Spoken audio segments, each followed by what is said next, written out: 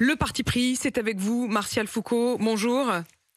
Bonjour. Bonjour, vous êtes professeur à Sciences Po Paris. Vous êtes auteur du livre Une jeunesse engagée, justement aux éditions des presses de Sciences Po. C'est une enquête sur les étudiants de Sciences Po. Sciences Po Paris, où une grande réunion se tient tout à l'heure à 10h avec à la fois des professeurs, des élèves, la direction.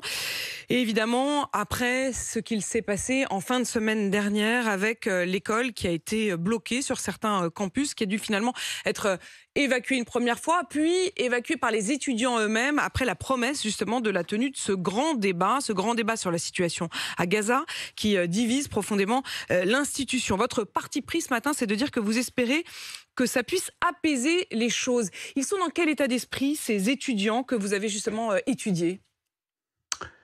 Alors, on a étudié ces étudiants avant les événements que vous venez de rappeler. Il est vrai qu'on a souhaité regarder en 20 ans, le temps d'une génération, comment nos étudiants étaient positionnés politiquement, quelles étaient les valeurs qui pouvaient conduire certains d'entre eux à peut-être s'engager davantage que d'autres. Et il ressortait je dirais deux traits très singuliers. Tout d'abord, en l'espace de 20 ans, on a pu observer qu'il y avait une forme de radicalité politique plus grande que leurs aînés, et qui concerne une minorité d'entre eux, j'insiste là-dessus. Et puis un deuxième phénomène, qui est peut-être pas celui sur lequel on a beaucoup insisté ces derniers jours, c'est que malgré un certain nombre de contestations, de mobilisations, des étudiants très sensibles à la question des discriminations, à la question des inégalités, il reste, contrairement à d'autres jeunes engagés dans des mouvements politiques, les étudiants de Sciences Po restent viscéralement attachés aux institutions. Et je crois que c'est très important parce qu'ils ne voient pas le changement en dehors d'un cadre institutionnel. Vous êtes prof là-bas, vous les observez. Martial Foucault, d'abord un point, parce que vous avez insisté sur le fait que c'était une minorité. Est-ce qu'on a une idée du nombre ? C'est-à-dire, par exemple, pour la Sorbonne, le lendemain du blocage de Sciences Po, la Sorbonne elle-même estime qu'il y avait une cinquantaine d'étudiants de la Sorbonne qui souhaitaient bloquer la Sorbonne. Et je redonne le chiffre global, il y a 55 000 étudiants à la Sorbonne. Donc 55 000 étudiants et 50 qui bloquaient. À la Sorbonne, c'est quoi, à Sciences Po, c'est quoi le ratio ? Alors, il faut être très prudent, mais disons que c'est un chiffre qui se situe entre 100 et 200 étudiants qui ont pris part aux événements, à la fois blocage sur le 100 campus à 200, et je rappelle Saint-Guillaume, qu'il y a sur 15 000 étudiants. 15 000 étudiants. Donc c'est effectivement une très petite minorité en fait. Absolument. Alors, c'est selon la formule qui est parfois discutable. Est-ce que c'est une minorité agissante ? Est-ce qu'il y aurait une majorité silencieuse ? Il n'empêche que tous les étudiants peuvent, pour certains, se retrouver dans un certain nombre de positions, la condamnation de l'action militaire à Gaza, sans forcément prendre part aux événements de blocage qui ont effectivement aussi choqué un certain nombre d'étudiants.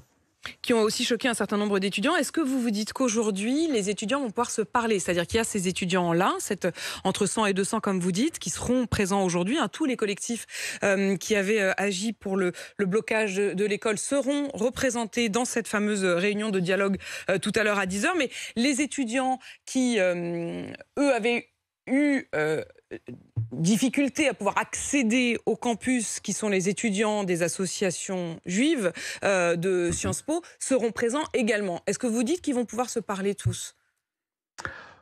Je l'espère fortement, parce que au fond, d'ailleurs, c'est très curieux d'arriver à ces situations, parce qu'il me semble que le dialogue n'a jamais été totalement rompu. Il y a des espaces de liberté, des espaces d'expression.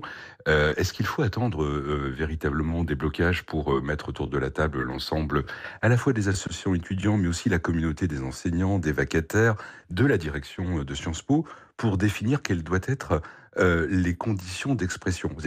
Aujourd'hui, je suis frappé de voir que tout est réuni pour que ces étudiants puissent s'exprimer, mais il y a des limites à cette expression. Donc, le dialogue, des qu'est-ce qui limites à cette ressortira expression ? ce matin ? C'est-à-dire que quand vous regardez hier ce qui s'est passé dans les rangs des manifestations du 1er mai avec Raphaël Glucksmann, il était à Saint-Étienne, le candidat socialiste, et il a été rejeté violemment au cri de « casse-toi » par ce que lui estime être des militants LFI et des militants pro-palestiniens. Des drapeaux d'ailleurs palestiniens étaient brandis par un certain nombre de personnalités qui l'ont rejeté de ces rangs de la manifestation. Est-ce que ça veut dire qu'effectivement c'est un refus de dialogue ? Ils n'ont même pas pu tout simplement alors que Raphaël Glucksmann est un homme de gauche, candidat du Parti socialiste, il n'a même pas pu tout simplement battre le pavé avec les autres. Oui, mais je crois que vous avez raison. C'est-à-dire, au fond, c'est à la fois, le reflet de cette montée d'une polarisation dans le débat public, c'est-à-dire la grande difficulté pour des idées contraires, opposées, à pouvoir s'exprimer et s'opposer, j'allais dire, démocratiquement et pacifiquement. Ça, c'est la première chose. Et d'une certaine manière, on retrouve cet élément-là à Sciences Po, dans cette grande difficulté, cette confrontation, j'allais dire, d'une minorité, mais très agissante, mais non violente. J'insiste là-dessus. Et puis, c'est un deuxième reflet. Ce que vous dites est intéressant. C'est-à-dire, est-ce que la violence en politique est un phénomène nouveau en France ? On semble découvrir qu'aujourd'hui, il y a cette incapacité. Non, mais vous avez l'air presque de pouvoir... minimiser, comme si, bon, c'est comme ça a toujours existé. Bon, enfin, je veux dire, j'imagine que pour les candidats qui se retrouvaient, comme Raphaël Glucksmann, violemment repoussés, c'est pas très agréable. Vous avez beau leur dire, écoutez, c'est l'histoire de France. La violence est là, quand même. Je vais préciser, je trouve ça tout à fait inacceptable sur le plan démocratique. Pour quelle raison un candidat, ou peu importe d'ailleurs, le candidat et sa famille politique ne puissent pas être présents dans un cortège symbolique du 1er mai. En revanche, je pense qu'on a peut-être tort de considérer qu'en 2024, on serait dans un moment de crispation politique avec plus particulier une que d'autres, violence voilà, historique. Si vous prenez ce recul. recul. Voilà, rappelons-nous ce qui se passait dans l'entre-deux-guerres. C'était autrement plus violent. Toutefois, aujourd'hui, je crois qu'on voit bien que quand le débat... Quand on se rappelle que c'était dans l'entre-deux-guerres, politique... c'est vrai que c'est pas très rassurant, du coup, parce qu'on se dit que ça s'est assez mal terminé, quand même. Donc on peut espérer que les choses vont s'apaiser davantage. Mais vous voyez, c'est un sujet sur lequel, au fait, nos étudiants à Sciences Po, en particulier, n'ont peut-être pas toujours cette histoire de la manière dont mais alors moi j'ai envie de vous dire, si les étudiants de Sciences Po, eux, ne se souviennent pas de cette histoire-là, honnêtement, je ne sais pas très bien qui s'en souvient, parce que ça fait partie quand même normalement des basiques d'un étudiant qui étudie les sciences politiques, qui étudie l'histoire à Sciences Po. En tout cas, l'excuse de la mémoire courte me paraît difficile à accepter. Mais en tout cas, merci pour vos analyses.